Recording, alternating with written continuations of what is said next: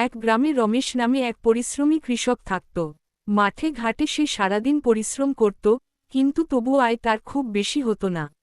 রমেশের স্ত্রী মায়া ছিল অত্যন্ত বুদ্ধিমতী ও চালাক। সংসারে অভাব থাকলেও সে সবসময় হাসিখুশি থাকত এবং সমস্যার সমাধান খুঁজে বের করত।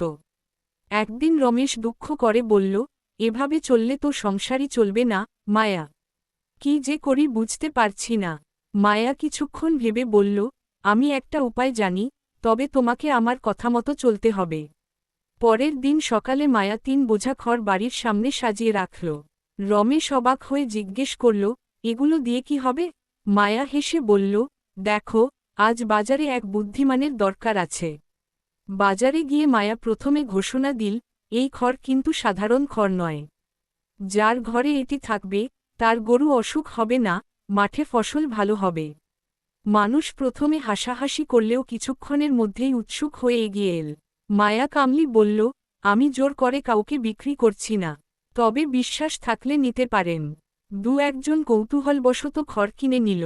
তারা কিনতেই আরও লোক বিশ্বাস পেয়ে সারি ধরল।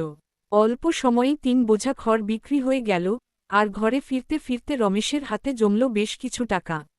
বাড়ি ফিরে রমেশ অবাক হয়ে মায়াকে জিজ্ঞেস করল, তুমি কিভাবে এতটা ভাবলে? মায়া হেসে বলল, মানুষ সবসময় আশায় বাঁচে। আমি মিথ্যে কিছু বলিনি। খড় তো গরুরই উপকারে লাগে, আর বিশ্বাস থাকলে কাজ তো হবেই। মায়ার বুদ্ধিতে রমেশ নতুন সাহস পেল। এরপর ২ জনে মিলে ছোটখাটো কৃষিপণ্য বানিয়ে বাজারে বিক্রি করতে শুরু করল। তার পরিশ্রম আর মায়ার বুদ্ধি মিলেই সংসার ধীরে ধীরে সুখে ভরে উঠল। এভাবেই কৃষকের চালাক বউ মায়া তার জ্ঞান আর বিচক্ষণতার পরিবারকে অভাব থেকে সমৃদ্ধিতে নিয়ে গেল।